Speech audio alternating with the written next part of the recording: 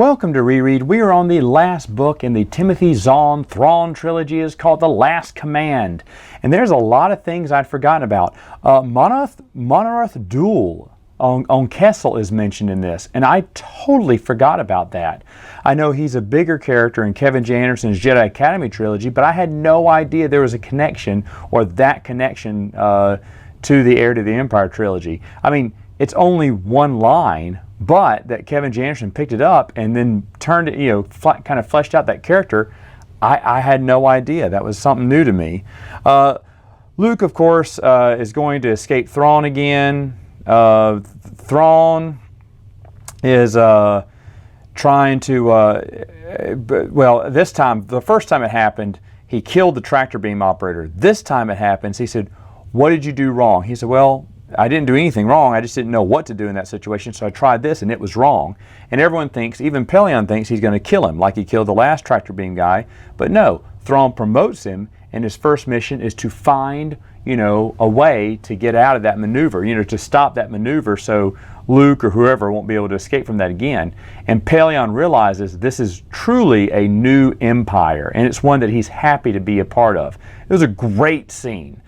Thrawn's a great character. This is a great trilogy still, but it's a great trilogy because of that.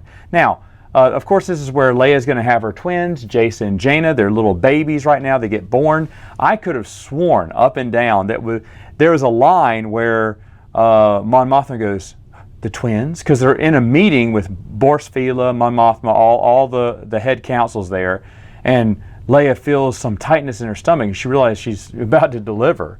But I swear, I thought it was Bors Fila who delivered the line, went, "The twins?" And it was Mon Mothma this whole time. I know that's not a big deal to a lot of you, but honestly, for some reason, for years, I thought Bors Fila said that line. And it's just little stuff like that I'm noticing that I just totally forgot who said what or who did what.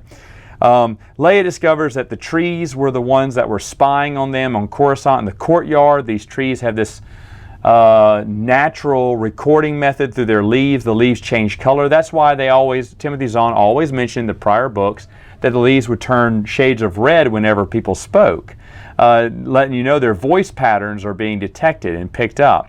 But that happens to be the Delta source, the spy that Thrawn is getting a lot of his information from.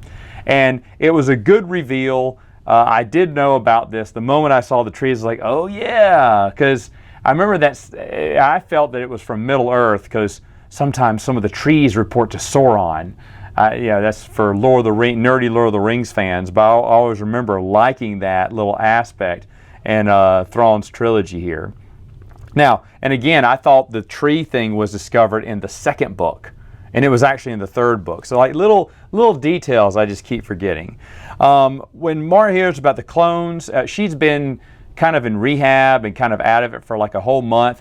Ghent is still a great character. Ghent is fleshed out a lot here. Aves is fleshed out more. I can't believe I've forgotten about Aves, though. Like I said, he's mentioned, I think, here and there in other books, but Aves is a good character. So is Ghent. I mean, there's Dankin and Chin who are part of Card's group, and as far as I know, they're never mentioned again in the EU, but I could be wrong. Like I said, they were just very minor characters.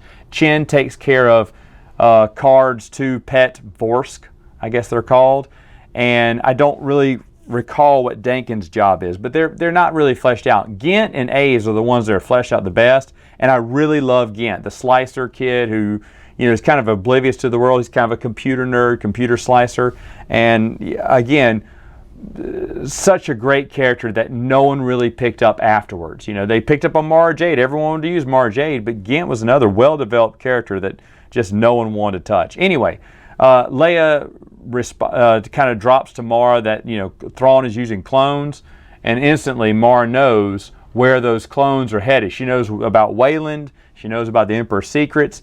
And so Leia and Han and Chewie and Lando and the whole gang break her out secretly and go on a secret mission to kind of destroy Thrawn's cloning tanks. But it's very important that Thrawn thinks that Mara Jade is still stuck on the planet, because just in case Mara Jade does know where Wayland is, Thrawn doesn't want her to interfere with his plans. So he attacks Coruscant and basically leaves a bunch of cloaked asteroids around the atmosphere, meaning if ships go out and launch out, they could smack into an invisible, asteroid and explode. So it kind of inhibits the Coruscant, the New Republic there, they puts them out of action for any of Thrawn's future plans, all these big plans that go together.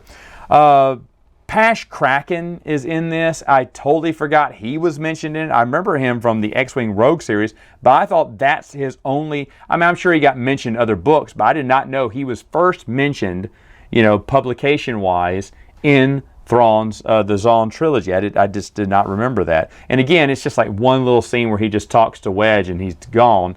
But again, forgotten. Anyway, it basically ends, on a big shebang. All the clone sealers are destroyed. Borsk Fila is scared of some information that's at Wayland. Now I remember, of course we all know what it is, but at the time in that original trilogy, they never revealed it. I don't think they ever revealed it. Obviously it's something that Zahn's going to pick up later on, but in that trilogy they never said what it was, I think. And I was like, wow, that's interesting, because I never thought about, when I first read it through, I never thought that there were any loose ends to that one. I thought it completely wrapped up. But I guess by this time, Zahn knew that all his books were #1 bestsellers and that Lucasfilm was thinking about making more. So Zahn said, and he said, oh, I better put some more, strings in here, untied storylines, so I can come back and do more Star Wars books. But I never realized that it was never explained what Borsk Fila was afraid they would find. But of course, we're going to find out what that is way later on. Jor Sabath dies by the hand of Mara. Mara also kills Luke, the clone, who's made out of Luke Skywalker's hand from Empire Strikes Back.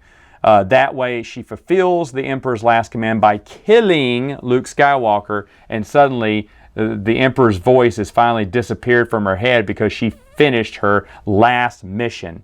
And this is one thing I have a problem with, because Kill Luke Skywalker was not a part of any of the other prequel stories with Mara Jade, meaning after the Emperor died. It may have been a little bit in the comic book. I don't think it was in the comic book. I don't think there was a Kill Luke Skywalker.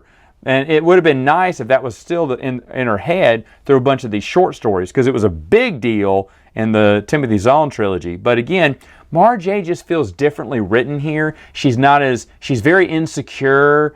She kind of bumbles. Of course she's getting the Force back, so she's kind of bumbling through it. Luke is teaching her a lot of great things. But you look at some of the prequel novels. Prequel books, excuse me, not prequel novels, but prequel books leading up to Heir to the Empire. When he wrote Choices of One and Allegiance and stuff, man, she's got the Force and she knows how to do everything. It looks like she's on even terms or even power with Luke, or maybe she's even more powerful at times. And to go from that to be kind of like, oh, what's this again? Oh, I don't really know how this works. I'm thinking, I don't know. It seems like a different character. Now, of course, I love the ending here. Thrawn realizes that things are going way wrong.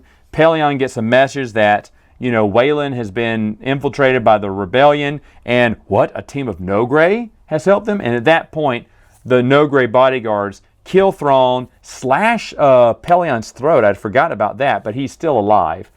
And he turns to see, and I remember this. He sees the Admiral. He's got a knife in his chest. There's blood going everywhere, and Thrawn is just kind of leaning over in his chair because he's dying. And he looks at Pellaeon and goes, "It is artistic." Good one. Didn't see this coming. Oh well. And then his glowing eyes glow no more, and he's dead. And Pellaeon knows that they cannot continue this battle. They have this big battle at Billingtree or whatever, and they've ambushed the rebellion. But he knows that they cannot win without Thrawn's help. So he immediately does the wisest thing and pulls out a retreat. And then, of course, it kind of wraps up in the last few pages there. I didn't know it had such an abrupt ending. But I will say this.